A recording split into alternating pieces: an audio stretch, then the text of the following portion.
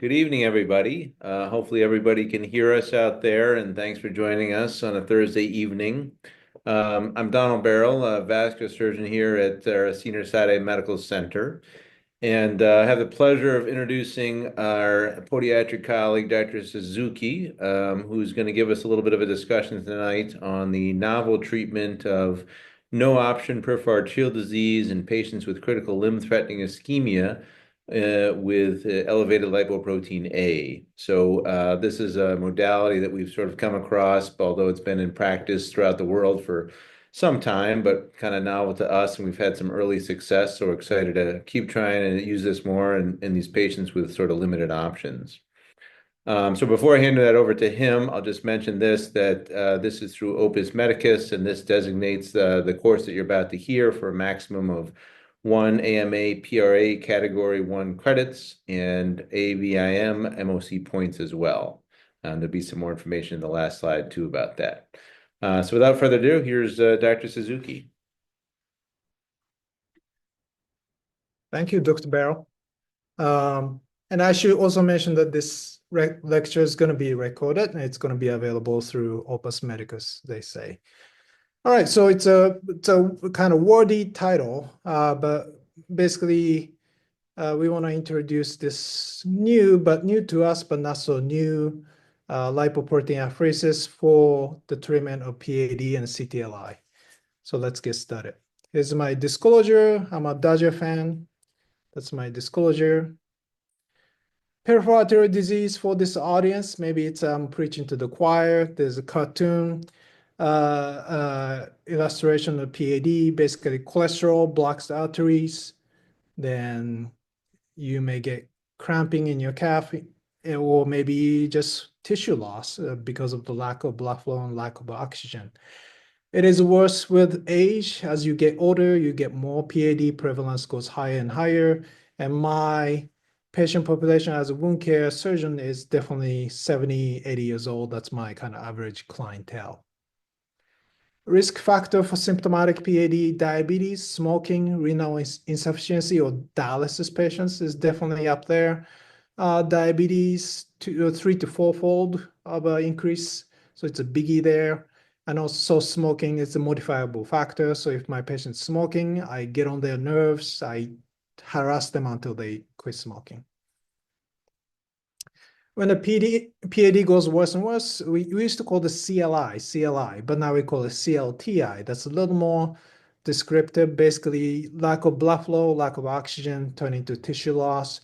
And these are usually handled by amputation, well, actually revascularization by, let's say, Dr. Barrow, followed by amputation by me, the wound care podiatric surgeon. So what do we care? What do we care about diabetic foot and peripheral artery disease? It's because of this leg amputation, especially major leg amputation. It's a really dreaded complication. It's disfiguring. It's even more so for function point of view. They cannot walk. They cannot go anywhere. And oftentimes they become bedbound, housebound, and their mortality rate is very, very high. Leg amputation, this is a non-traumatic leg amputation. Two main causes is ischemia and an infection or sepsis. And it starts with, majority of them starts with foot wounds, just minor foot wounds like that could turn into infection. Then we have nothing else to do but to remove the leg. That's kind of what we see quite often. And this is how I teach my medical students and residents, going from the bottom up. This is kind of like a stairway to heaven kind of thing, a stairway to leg amputation. So go from the bottom up. Diabetes and neuropathy, there's nothing we can do about that. We cannot really change that. But in the middle, infection, ischemia, and wounds, that's something we can intervene as medical profession. So by intervening that, just try to stop the escalation into leg amputation. So we kind of arbitrarily say minor and major leg amputation, major amputation, I should say. So minor amputation, we're talking about toe amputation, transmetatarsal amputation, which I do quite often. It's very useful amputation. Gentleman on the left who had a transmetatarsal amputation. This was several years ago. He's a retired pharmacist. He plays golf all the time. He's enjoying his life. He's doing great. He walks around. He's very functional. Guy on the right who had a BKA, he couldn't go anywhere. He was depressed. One day he fell at home, hit his head, and he passed away shortly after. So major limb amputation, bad, bad, bad thing that could kill you. And we talk about this all the time, amputation being as bad as stage 4 lung cancer or pancreatic cancer. If you look at the data, I forgot to put a reference there. The data is quite stark. When you have diabetic foot, when you take their leg off, about 80% of them dead in 5 years. And I know this from my experience. I'm sure Dr. Barrow's seen this from his experience. It is a deadly disease. So the whole point, what I'm trying to do, my life's work is try to prevent amputation such that patient can live longer and hopefully more functional life. So why leg amputation is so bad? So there's an immediate perioperative mortality, which is about 10%, I believe. And again, lack of mobility, loss of quality of life, depression coming from amputation is well documented here. Sarcopenia is a lack of body mass, or more specifically, lean body muscle mass, and cardiovascular deterioration and death. So this is also well documented. Now, switching gears, blood flow. Let's talk about blood flow, PAD. So this from Society of Vascular Surgery, SVS guideline that was published a couple of years ago. I'm just going to break it down for you. It's basically maintaining good blood flow is number one. Providing wound care, infection control, offloading is in that order. So blood flow is everything. Blood flow, how much blood flow you have, how much perfusion you have, directly relative to directly affects how fast the wound heals. This is a study I published several years ago. I just took 1,000 wound patients, came through my wound clinic, and I checked their blood flow versus how many days it took them to heal. The bottom line, more blood flow you have, faster they healed. If their blood flow is lousy, it took them 2 years, 3 years to heal. And one thing that we also noticed from our data set was that the diabetic patients tend to heal slower. So when you have diabetes compared to non-diabetic population, they just don't heal very well. Essentially, they just need more blood flow to heal the equivalent wound. We used to use this classification of Rutherford, which we don't use anymore. This is maybe in your quiz later on, in the CME quiz, hint, hint. We today use Wi-Fi staging. This is a little more comprehensive, more holistic way to evaluate threatened limb. So we evaluate by wound, ischemia, foot infection. So there are 3 components to this. And by combining these 3 components, you can get 64 matrix. And this gives you immediate assessment, validated scale of amputation risk. So why do we bother? Why do we bother with this staging is because it's a validated scale of amputation risk. I use this for patient guidance and education. If they have Wi-Fi stage 4, their risk of getting amputation is quite high. So that may be helpful to you to get a consent for BKA when they need it. And it also absolutely predicts hospital lengths of stay if they have a high Wi-Fi stage. So the hospital or administrator should care. I'm going to show you, always I want to show you a bad example that I messed up on. This guy had TMA, his foot turned black. He was a young guy. He was like 60 years old, not even Medicare. And he said, hey, can you do something? Vascular surgery came and said, hey, there's nothing we can do to help this guy. So BKA is recommended. And I was trying to play hero, and I thought I could save him. He was Wi-Fi stage 4. I debrided the dead stuff. I applied the skin graft, and guess what? He failed. He had a severe ischemia, Wi-Fi stage 4. My attempt to save the limb failed. He ended up being BKA. Now he's walking. Now he's fine, so it's okay. But again, you cannot find Wi-Fi stage. It's a science. It's a validated scale. That's kind of what I'm trying to say in this slides here. So I took this straight from SVS, Society of Vascular Surgery guideline. Have a plan. That's the kind of the anagram that they have. P stands for patient risk of their mobility risk. L stands for limb severity, as in Wi-Fi score, Wi-Fi staging that we just talked about. AN being the anatomic complexity. So look at the bottom of the list. So when you look at this black foot, you have to think to yourself, is this limb salvageable? Stage the limb. Functional goal is this foot can be walked on, can it be functional? And vein mapping, if they're bypass candidate, and again, come up with some kind of revascularization strategy before I could do the amputation. So let's talk about wound care a little bit because I'm a wound care guy. Debridement, dead stuff, yucky stuff, infected stuff, they all gotta go. That's the bottom line. Best practice about every 1 to 2 weeks. You want to clean out these wounds. That's kind of the standard, common best practice standard of care, let's say. This just sets you up for a better healing process and maybe better grafting, skin grafting later. Let's talk about infection. So this is what I use today for diabetic foot. Doxycycline, this is something I use, prescribe every day in my office.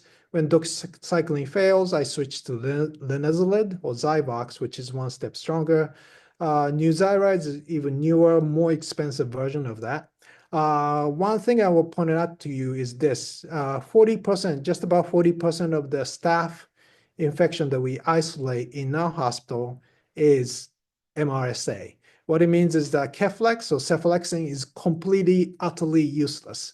So one thing I want to tell you that we need to take home is Keflex is useless for diabetic foot or wounds or common skin infection, period. So please stop prescribing Keflex. They are useless for skin infection.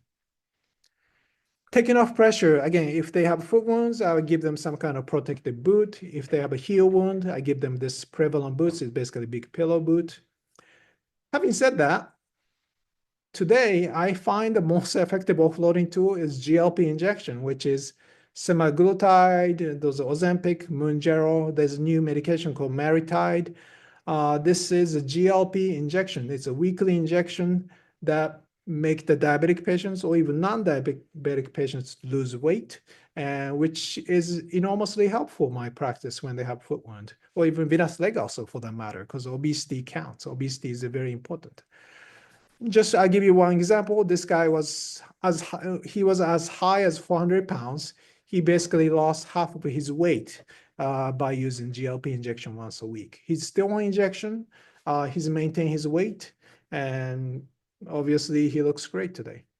I call him Mr. Skinny, and he likes that.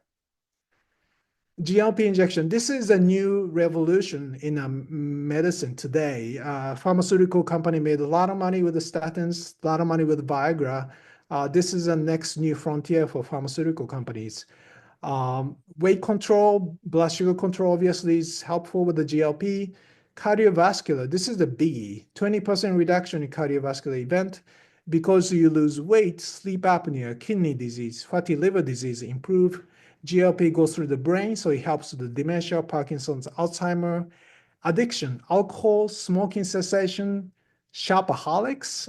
There's a document that they help with basically any addiction behavior.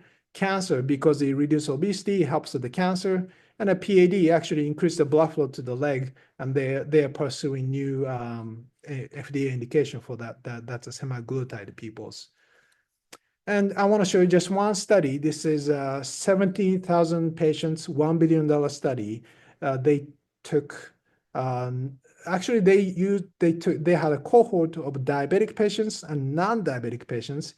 They give them placebo and semaglutide, and there was huge divergence, and they never converged. There was essentially 20% reduction in cardiovascular deaths and MI and stroke.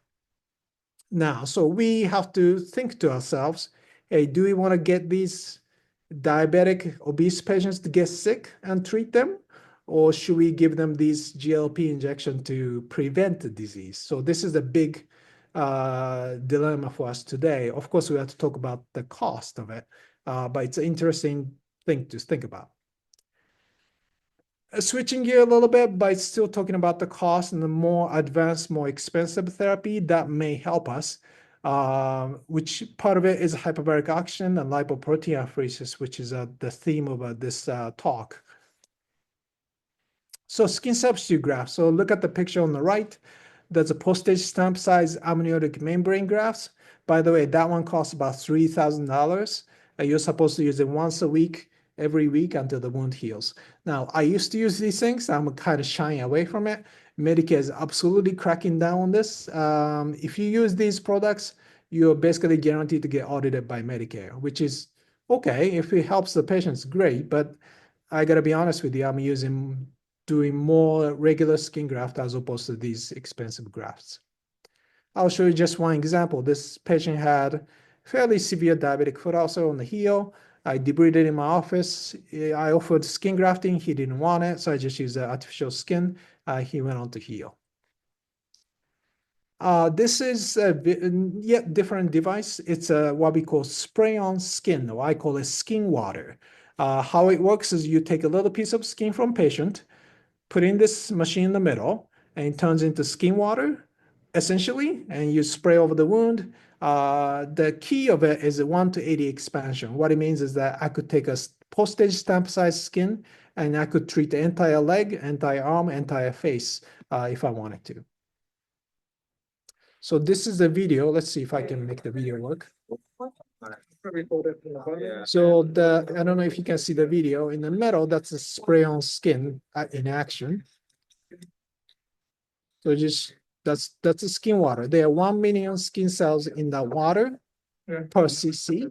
And you basically, I mean, that's quite small wound that I treated, but you can use the entire leg, entire arm if you wanted to. So the video on the left is how I strip off the skin cells and you filter it and you kind of shake it up and you can just spray on the skin. And the picture on the right, this is the before and after that healed beautifully there. I'll show you one quick case there. This guy walked in. This is a huge guy, 300-pound gentleman who walked in my office with that leg. Basically, his front of his leg is completely ulcerated and denuded. I just put him in the hospital, gave him IV antibiotics, and I just did a spray on skin. I just cleaned it up, got rid of the infection with IV antibiotics, and I spray on the skin. And basically 3 weeks later, he was just about healed. So these are new device, but new and exciting device going to change how we treat people. And now let's go to the meat of the talk is desert foot or no option PAD cases. So look at the angiogram. There's nothing to bypass there. There's no target. And, you cannot really do anything endovascularly. So what the hell are we going to do with this, So let's talk about it. By the way, this is something I took from SBS too. We estimate about 500,000 CLTI patients in the United States. Of that, about 10% have no option. Basically, we have no option now. Nothing we can do to either endo or surgically, we cannot revascularize these patients. So we're talking about 50,000 patients destined to lose their leg. So what can we do about it? Let's talk. So I kind of came up with a full list of 4 things. Let's go by one. So DVA, I read about this all the time. This pops up on my feed all the time. DVA is basically you're bypassing not into the target artery, but you're bypassing into the deep vein. Maybe Dr. Baril can talk about it later. I read about it all the time, but I don't see them in the wild. Maybe it's more European thing. I did more research into it. Basically, it's 6-hour surgery case if you know what you're doing. There's a specific kit that supposedly you can do in 2 hours, but it's a very, very rare. I talked to younger vascular surgeon here in the Cedars-Sinai. He said of thousands of patients he saw, he offered it to 2 patients, and those 2 patients got cold feet and backed away. It's an experimental Hail Mary procedure, is how I see it. Leg pumps. It's my understanding the Mayo Clinic was big on this. They had a product called Circulator Boot, which is basically leg pump that synchronized with the EKG and basically pumps the blood back into the foot. There's something the patient has to purchase and use it every day. Based on the literature, it works as well as supervised exercise. So it's It works, but not that great. The latest literature search I could find was 2013 article saying, hey, it kind of works, but more research is needed. So maybe this may work, but maybe not. Hyperbaric oxygen, I want to take some time and talk about this because I get a question about this every single day from a doctor and from my patients. The picture on the left is big multiplex chamber, looks like submarine. UCLA has one of these, but most places have an individual chamber, monoplex chamber. And the mechanism of action, how it works is basically we force feed your body with 100% pure oxygen, and we hyperoxygenate your body, especially the plasma, which causes very slow angiogenesis. So most lay people remember, older patients anyway, remember it as Michael Jackson's chamber because he used to own one of these. And again, basically we force feed you or force feed Michael Jackson with a pressurized oxygen. What it causes, so what it does is causes the hyperoxygenation or it really actually transient. It's really 1 hour that we treat it, and maybe a few minutes after, very transient increases in oxygen in your body, which causes angiogenesis, but over 2 to 3 months time. There is an indication Medicare has a UHMS is an undersea hyperbaric medical society. I'm a part of it because I'm a nerd. It's a very nerdy diver, mainly diving doctors that goes to the conference. But it works really. Let me put it this way: it works really, really well for carbon monoxide poisoning. We just had a big fire here in Los Angeles. For let's say a firefighter who's getting headache, we'll put them in a chamber. It works tremendously well. Let's see, decompression sickness, which is a diving accident, we call it the bends, which again, we almost never ever see them because diving safety is so much better today compared to, let's say, 30 years ago. A main problem with this therapy is a logistic issue. You have to get 2-hour treatment every single day, Monday through Friday for 3 months. Then you might get a little bit of angiogenesis. For evidence for CLTI, there's very minimal. So again, for ischemic issue, it kind of works, but barely is my understanding, is my really experience. For Medicare in the United States, you basically have to have diabetes, Wagner grade 3 or worse. Basically, you have to have a foot like this to get Medicare to approve. Even then, I can be honest with you, Medicare is kind of passive aggressively pulling the plug on this therapy. Metadata, if you look at the data, yes, I combine all the data here. It kind of helps with amputation prevention. It does help with the wound healing, but it's barely in my experience.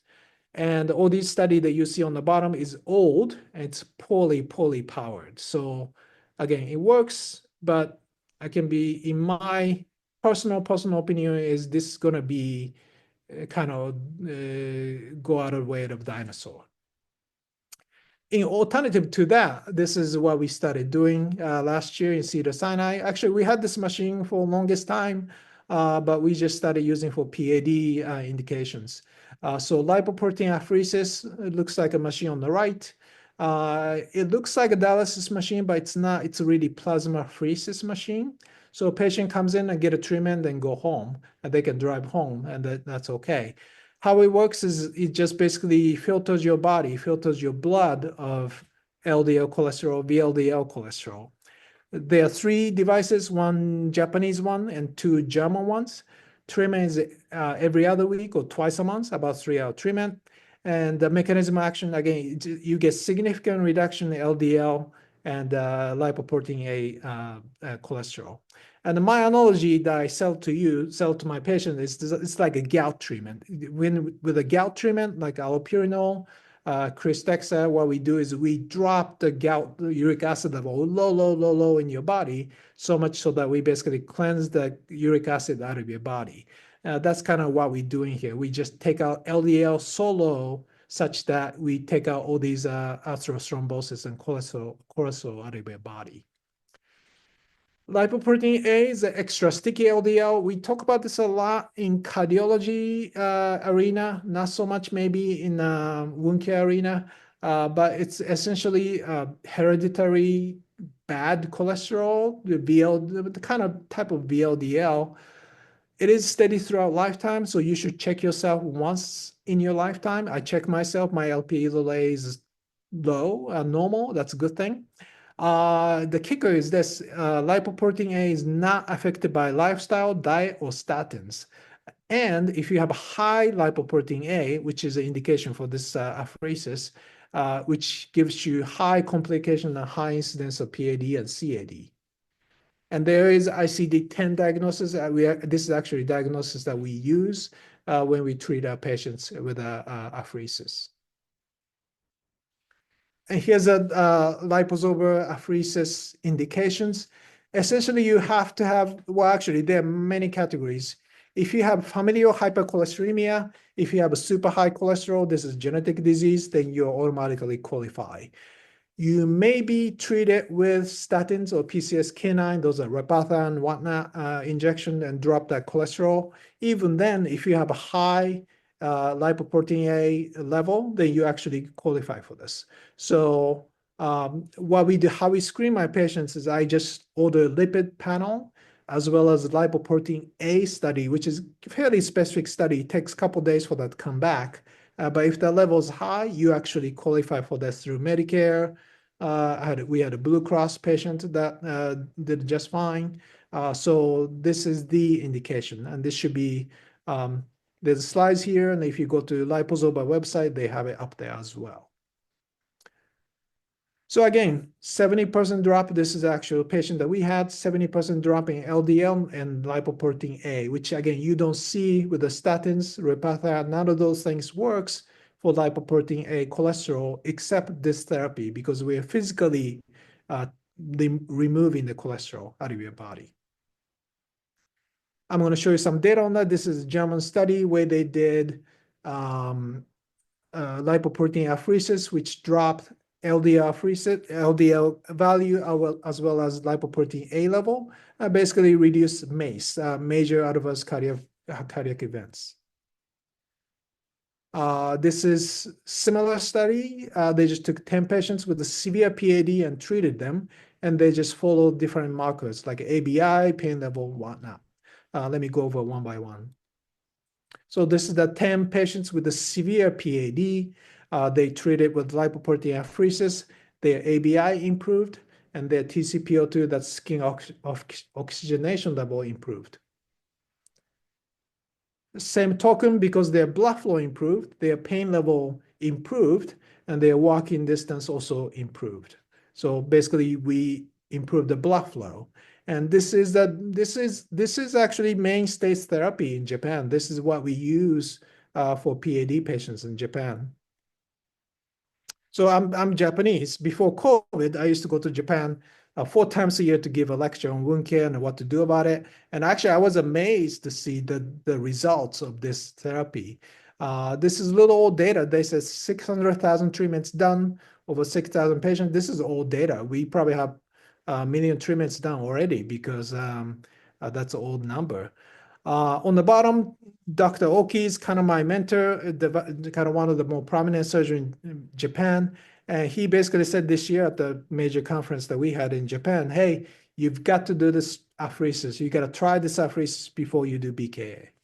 So everybody's basically getting in line for this. So let us show you 2 cases of ours, and then we'll go to Q&A.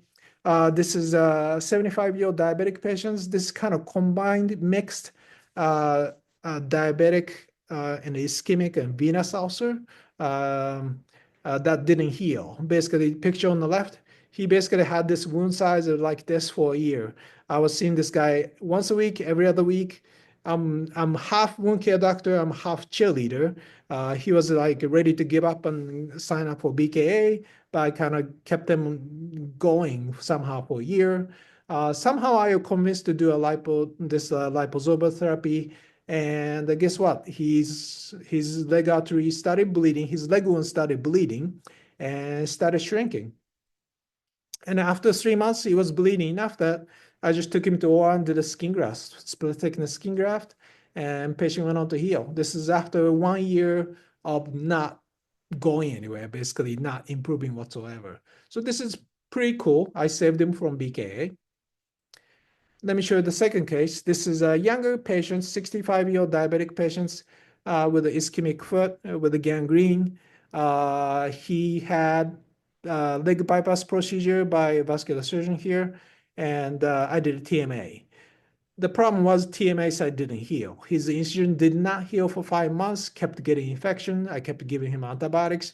It just didn't heal. So again, I somehow convinced him to sign up for this liposomal LDL pheresis. And the foot went on to heal. This is kind of the before and after, January last year to January this year. I saw him a couple of weeks ago. He's completely healed. He's walking around, back to work. He's doing great. So before and after we do this LDL pheresis, we actually check the lipid panel and lipoprotein A level. So this is what you see. It goes up and down, up and down, up and down. But this is kind of my analogy to gout treatment, right? So we drop the LDL so low. In this patient's case, his LDL went down to 0.5. So the idea is by dropping the LDL so low that we're basically cleansing the patient's body or patient's artery out of LDL. So actually this patient asked me, hey, is it okay to have 0.5 LDL? Isn't it too low? And that's a fair question. And actually I did my own research. From what I can see from Harvard, ACC, New England Journal of Medicine, basically low LDL seems to be safe. In fact, this is kind of hearsay, but I was talking to a cardiologist here in Cedars-Sinai. Basically, they all take statins. They basically all take Repatha, the injection to drop LDL. Now, why do they do that? Because they know better than us. I mean, low LDL is clearly leads to less chance of heart attack and stroke.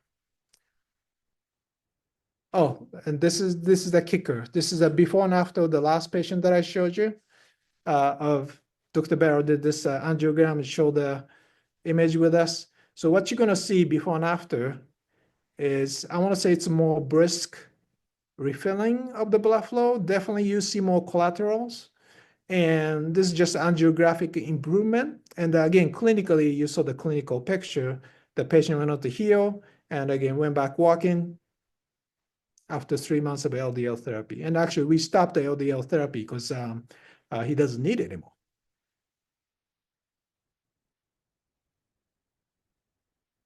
And I think this is the last slide. I think we can go on to do a Q&A if you have any questions.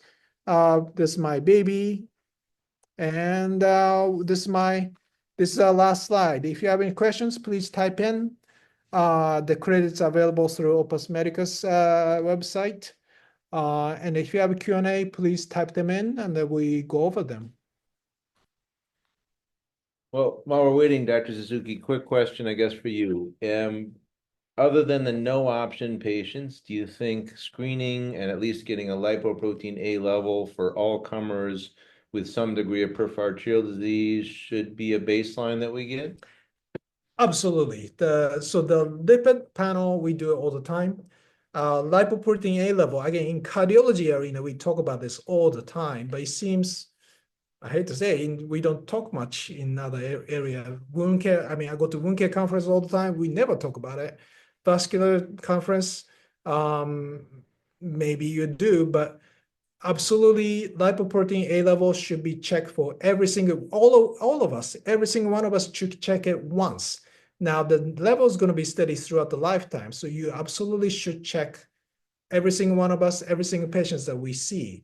The reason being, if the lipoprotein A level is high, then you know and I know, and the patient should know that they are at a very high risk of PAD and CAD, as well as stroke, and then basically every atherothrombotic disease. So, and you should know that because so you know your risk. You should know that so you could treat it, and especially if they have a outstanding disease. Yeah, we can offer this lipoprotein apheresis. It's not for everybody, but I absolutely advocate for it if they have non-healing wound, if they're facing BKA, AKA. So it looks like we have a question here in the chat asking, what's a normal lipoprotein A number? Actually, that's a tricky question to answer because every lab has, it's not that standardized. There are a couple ways to calculate lipoprotein A level, so it depends on lab to lab. But if you, let's say, if you send it to Quest, they're going to have a reference number. Basically, high is bad, low is good. I think I checked my level with a Quest, and my number was like 20. And I think with the Quest, 100 or above is bad. But again, every lab has their own reference level a little bit. So not as standardized as LDL, but and it is a specialized test. We order it through the Cedars-Sinai, and it does take 2, 3, 4 days, maybe sometime up to a week for the numbers to come back. But for my patients, I absolutely order them and absolutely want to know what's going on and absolutely want to know their risk levels. And patients entitled to know that too, in my mind. Got it. Another question here is asking how safe is liposorber, and is it well tolerated? It is safe. The most common side effects is fainting, or that, because we're messing with the fluid. Fainting, lightheadedness, I think that's one of the side effects up there. Is it safe? Yes, it is. This is a plasmapheresis. A common misconception is the machine looks like a dialysis machine, so it scares the hell out of people. But it is a plasma, think of it like a plasma donation, right? Like some people go plasma donation, like my buddy who has like a hobby of going to plasma donation. So what does he do? He goes to the plasma donation place, give plasma for 2 hours, and he just drives home. Same thing. All my patients that we treated here, they just drove in themselves, treated themselves, and they just drove home. Because you don't really get dehydrated like dialysis does. So there's no tiredness, achiness, none of that. It's very safe. And again, you saw the number. There's like 1 million treatments being done already. So it is a safe. It is very well tolerated. It looks like a dialysis machine, but it is not dialysis machine. I can assure you it's a very safe treatment. So I think it's worth commenting too. So there's a couple of ways to do it. Basically, you need 2 intravenous accesses. So, one that takes blood out, one that returns blood. So it can be done through 2 large bore IVs. Generally, these are multiple sessions. So we've elected to use pheresis ports, which are just like regular portacatheters. They're a little bit bigger, but you need 2 of them. Alternatively, you can use pheresis catheters, which are basically the same as dialysis catheters.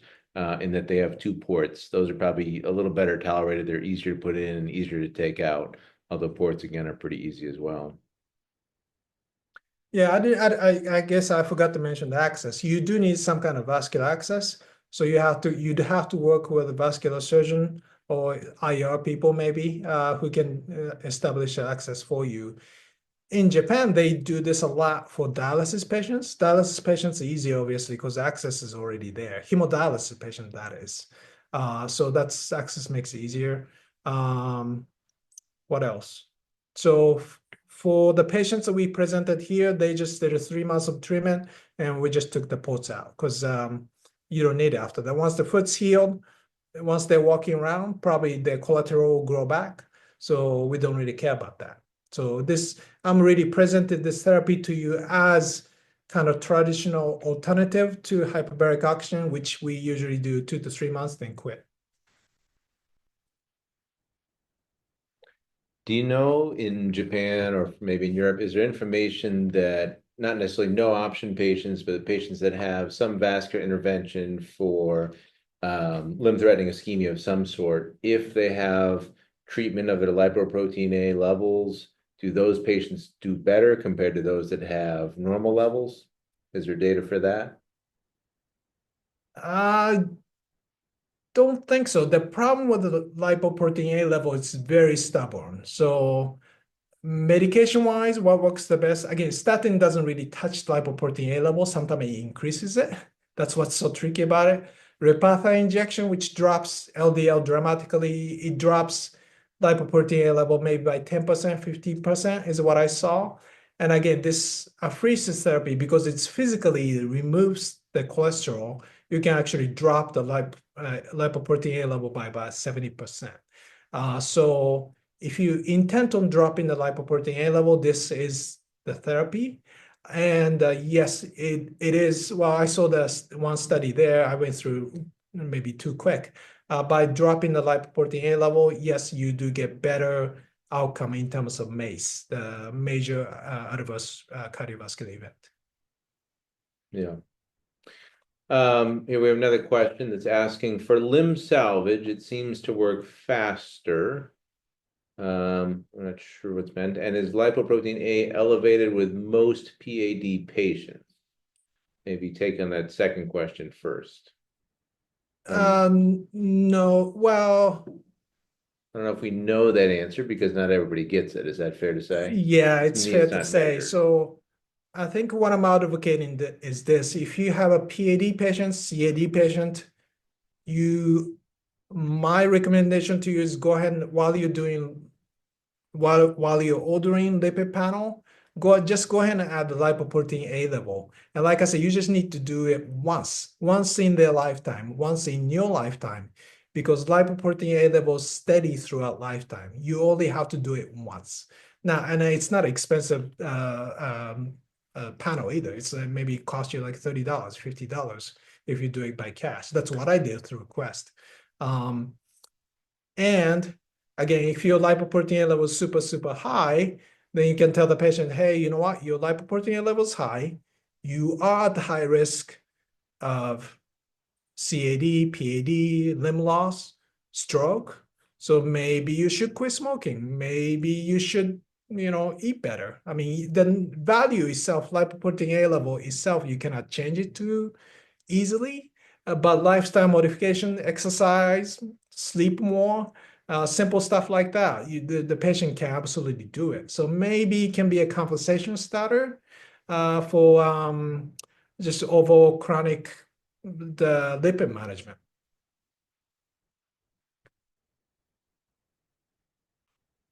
Right. Well, I mean, I think this is like another good adjunct because, like, as we were talking about before, hyperbarics was sort of, we thought was going to be this great cure-all, and it's pretty popular maybe 15 years ago. I don't think it's really panned out, and coverage has gotten harder and harder. I think we talked a little bit about deep venous arterialization, and I've never performed, but know some operators who have. Wound care post-operatively becomes a big issue, lots and lots of swelling, patency, cost, several different things. So I think it's really nice that we are giving this some more thought of another kind of tool in the armamentarium to try for these patients that would have ended up with for sure a BKA, and hopefully at least we're salvaging to some TMAs and maybe whole feet here and there.